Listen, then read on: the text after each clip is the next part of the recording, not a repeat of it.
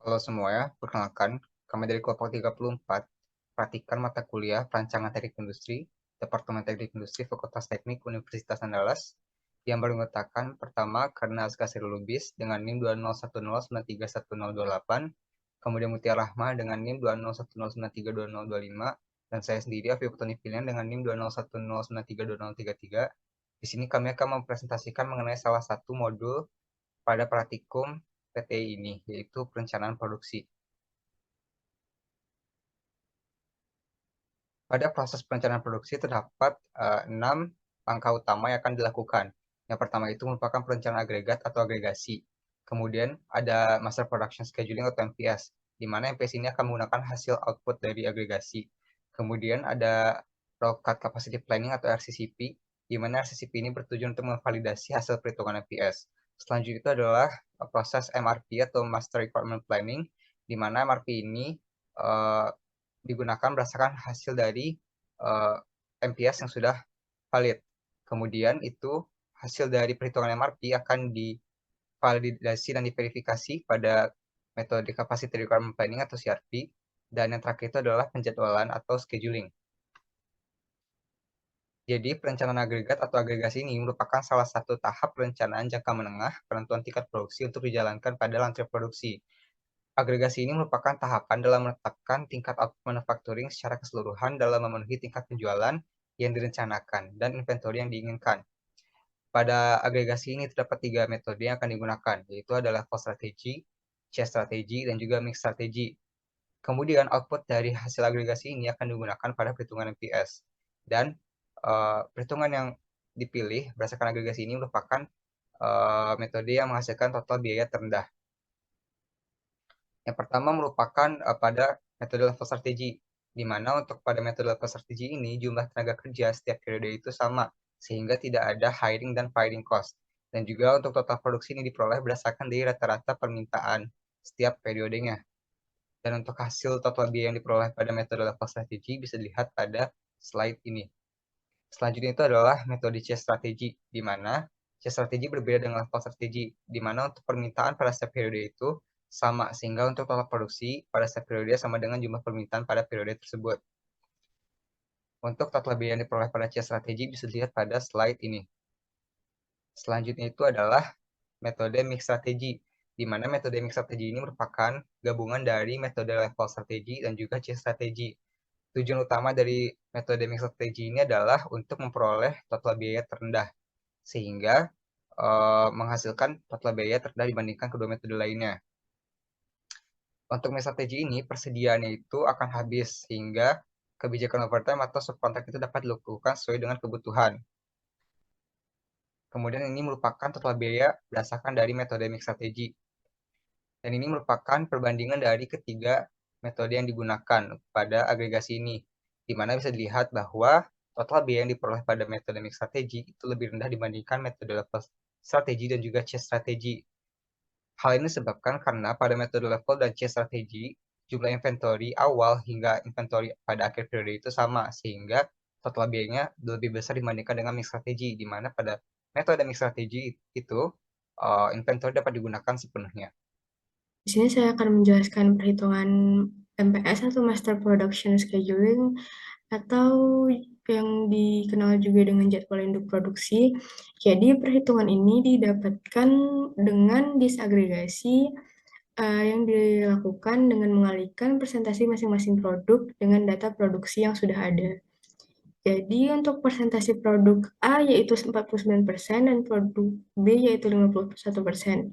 Jadi perhitungannya contohnya untuk pada periode 37, jadi produksi pada periode tersebut 504 dikalikan dengan presentasi produk A yaitu 49% dan didapatkan hasil untuk produk A yaitu 248,362814 dan untuk produk B yaitu didapatkan dengan mengalihkan 504 dikali 51%. Hal ini dilakukan pada seluruh periode. Namun hasil yang didapatkan masih dengan satuan jam. kita harus mencari untuk satuan unitnya. Jadi, hasil yang didapatkan dengan satuan jam dibagi dengan waktu baku masing-masing produknya. Jadi, untuk produk A dibagi dengan waktu baku produk A dan untuk produk B dibagi dengan untuk waktu baku produk B. Dan didapatkan hasil untuk total produk A seluruh periode yaitu 10.303 dan untuk produk B yaitu 10.944. Selanjutnya yaitu perhitungan dari RCCP. Yang pertama itu dengan metode CPRF dan dimana untuk input dari RCCP itu sendiri. Kemudian kita hitung untuk kapasitas dari masing-masing stasiun kerjanya, yaitu yang pertama dengan mencari totalnya terlebih dahulu dengan cara MPS produk A ditambah dengan MPS produk B pada periode tersebut, kemudian dikali dengan rata-rata waktu produk A dan waktu produk B. Didapatkan hasilnya, kemudian dicari untuk proporsi dari masing-masing stasiun kerjanya seperti yang terlihat pada slide sebelumnya, yaitu 0,37 per 0,72 didapatkan 0,1, untuk stasiun kerja 2 0,49. Didapatkan untuk masing-masing stasiun kerja itu dengan cara mengalihkan antara proporsinya dengan totalnya. Didapatkan hasilnya seperti yang terlihat pada slide. Kemudian melakukan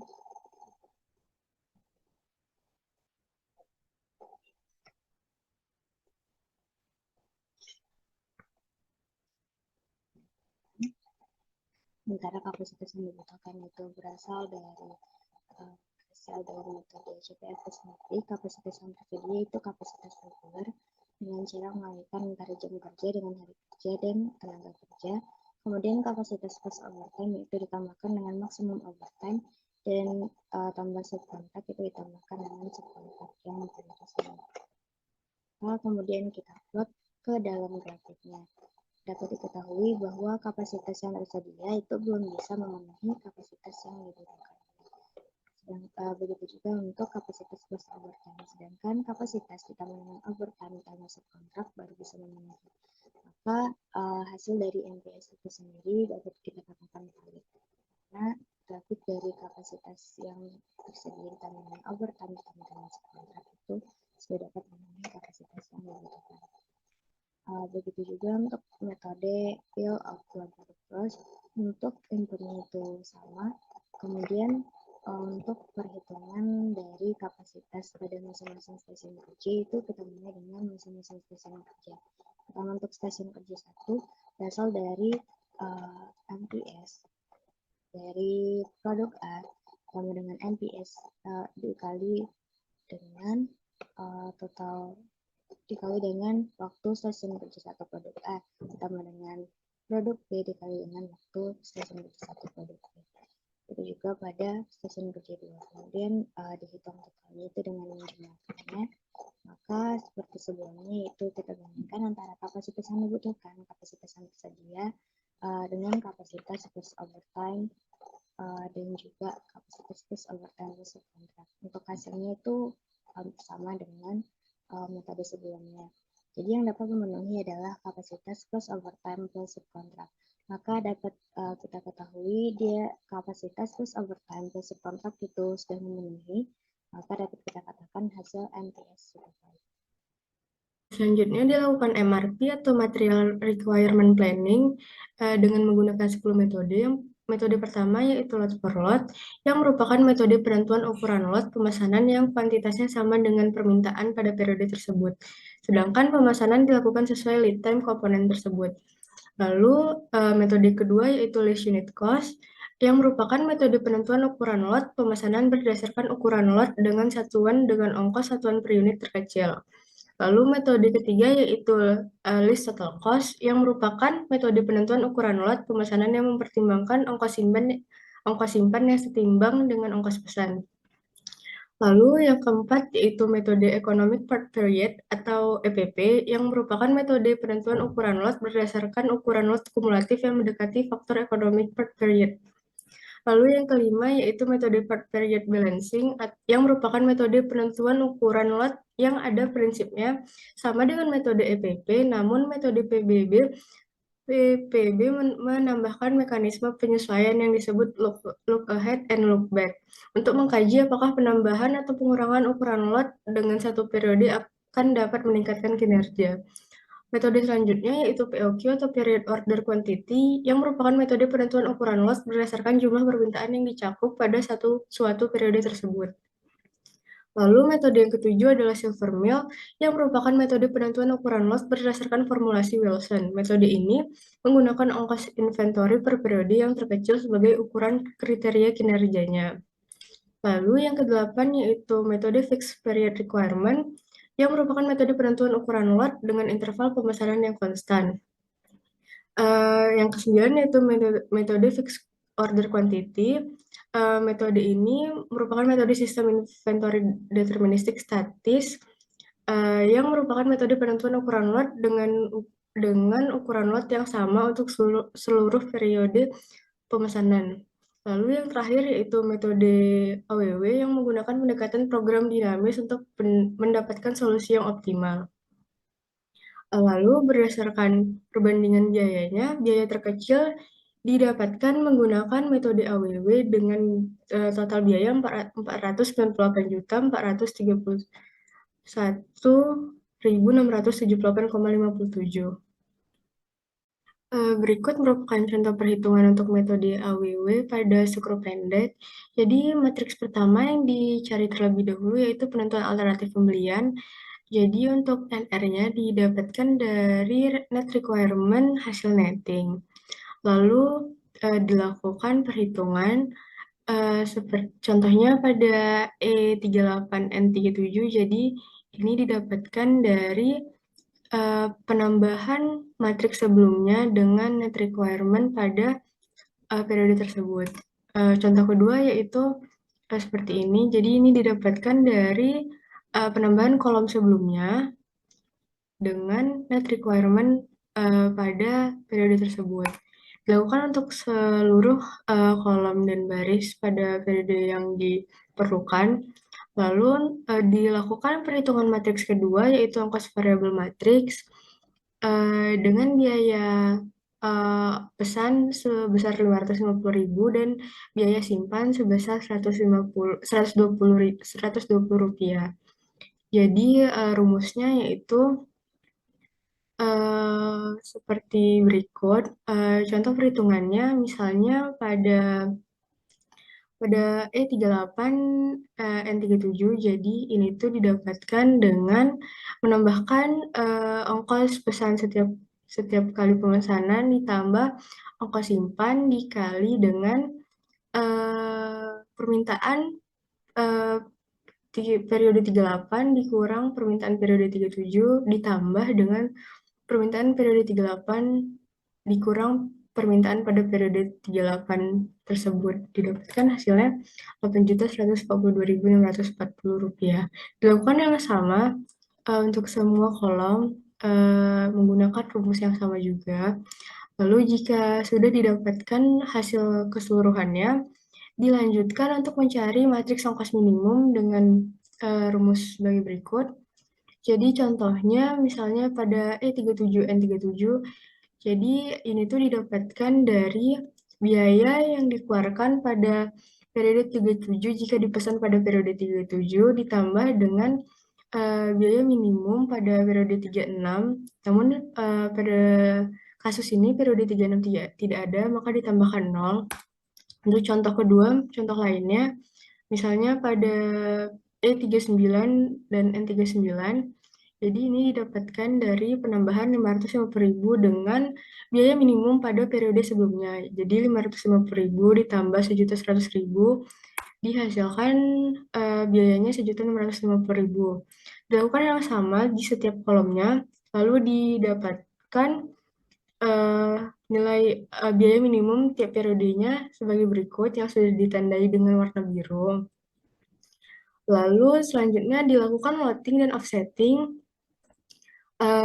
dengan metode backward. Jadi terlebih dahulu dilihat di periode 38. Jadi cara melakukannya yaitu periode 38 ini kan biaya minimumnya 6.600.000. Jadi dipilih yang ini dan untuk kapan pemesanannya dilihat pada sisi sebelah kiri periodenya.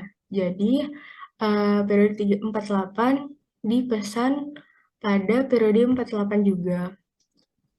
Jadi biaya ini akan dikeluarkan jika kita memesan untuk periode 48 dan pemesanannya dilakukan pada periode 48 juga. Jadi biaya ini akan dikeluarkan dengan kita memesan sebanyak 91.724 unit pada periode tersebut. Dilakukan hal yang sama pada keseluruhan periode. Jadi contoh kedua misalnya 43. Jadi periode 43 ini dipesan pada periode 43 juga. Jadi biaya yang dikeluarkan sebanyak 3.850.000 dengan pembelian 84 dengan produksi 84.042 unit. Jadi didapatkan bahwa net requirement-nya itu seperti yang tertera pada Excel. Lalu untuk seukur pendek, lead time-nya 3. Jadi untuk foralnya dilakukan 3 bulan sebelum kedatangan produk tersebut. Lalu didapatkan total biayanya ini sebesar Rp46.563.028. Total biaya ini didapatkan dengan menambahkan total biaya beli, biaya pesan, dan biaya simpan. Untuk biaya belinya sendiri itu didapatkan dari harga dikali dengan total poralnya atau project on release. Lalu untuk biaya pesan yaitu didapatkan dari frekuensi banyak pemesanan dikali dengan biaya pesan yang sebesar Rp550.000. Lalu untuk total biaya simpannya itu tidak ada karena kita pada komponen ini tidak ada inventoris sama sekali di seluruh periode. Jadi dapatkan hasil total biaya segini dan hal ini dilakukan untuk seluruh 24 komponen. Dan didapatkan hasil total biaya menggunakan metode AWW untuk ke seluruh komponen sebesar Rp439.431.678,57 Selanjutnya yaitu perhitungan dari capacity requirement planning atau CRP. CRP itu sendiri itu validasi terhadap MRP dengan melihat area dari yang melebihi kapasitas atau yang berada di bawah kapasitas ini. CRP ini membandingkan beban yang ditetapkan pada setiap center melalui plan ada rilis pada MRP dengan kapasitas yang tersedia dalam setiap periode yang kita tentu.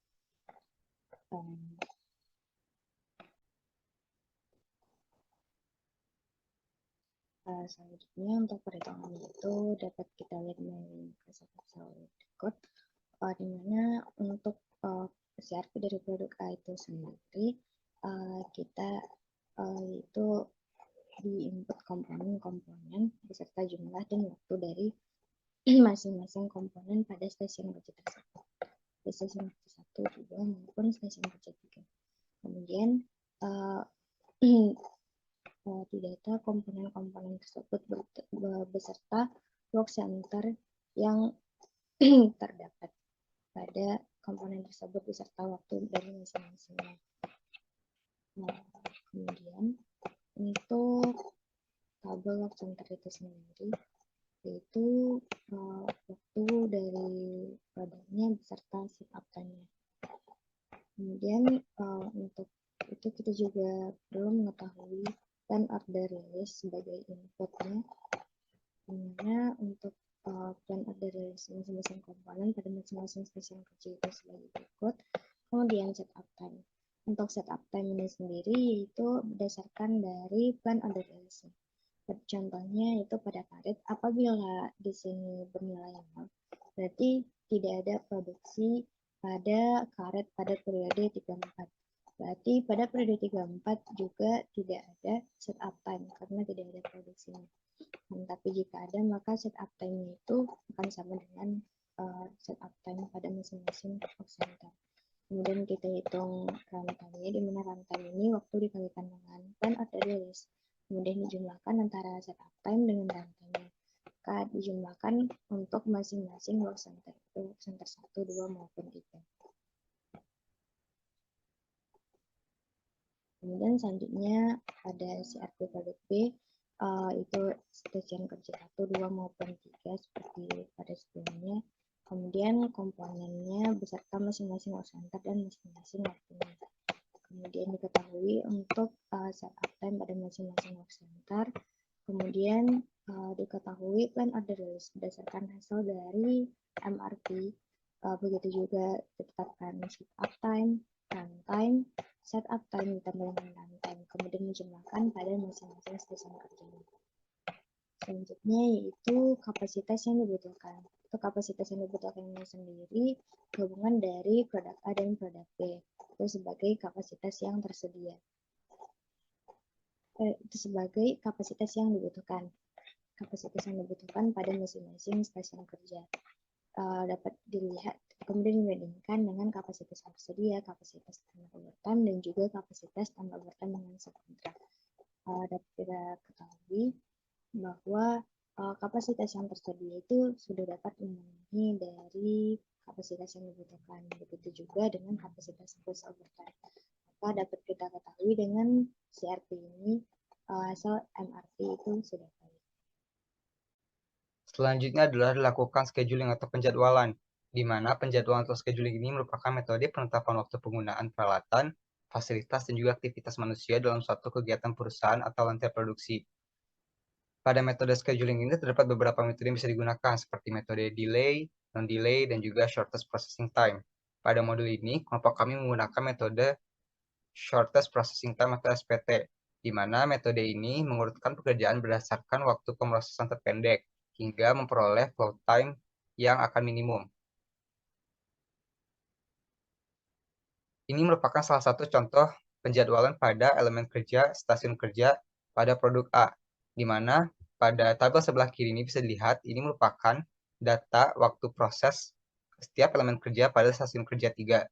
Dan yang sebelah kanan ini merupakan hasil dari pengurutan berdasarkan metode shortest processing time atau SPT. Bisa dilihat bahwa untuk waktu proses itu diurutkan berdasarkan dari elemen kerja yang memiliki waktu proses terendah. Akan tetapi bisa dilihat bahwa pada tabel sebelah kanan ini, job 10 itu atau waktu proses terakhir itu merupakan salah satu waktu proses terendah. Hal ini disebabkan karena job 10 itu merupakan kegiatan assembly, di mana assembly ini atau perakitan itu hanya bisa dilakukan jika perakitan pada subassembly sebelumnya sudah dilakukan, sehingga untuk job 10 itu diletakkan pada paling akhir. Nah, yang 627 ini merupakan flow time atau total kumulatif dari waktu proses, dan ini juga merupakan sama dengan max span atau total kebutuhan waktu yang digunakan untuk stasiun kerja 3. Ini merupakan gancar hasil dari penjadwalan stasiun kerja 3, di mana total max span itu adalah 627. Dan juga angka pada di dalam gancar ini menunjukkan job atau urutan elemen kerja pada stasiun kerja 3 berdasarkan hasil dari penjadwalan metode SPT. Ini merupakan gancar berdasarkan hasil penjadwalan metode SPT pada produk A dan produk B, di mana yang membedakan kedua produk itu hanya pada stasiun kerja 3-nya. Hal ini dikarenakan pada produk B itu tidak menggunakan aksesoris lampu, sehingga waktu yang dibutuhkan untuk stasiun kerja 3 itu lebih singkat dibandingkan produk A. Sekian hasil presentasi dari kelompok kami. Mohon maaf jika selama presentasi terdapat kesalahan di kelompok kami. Terima kasih atas perhatiannya.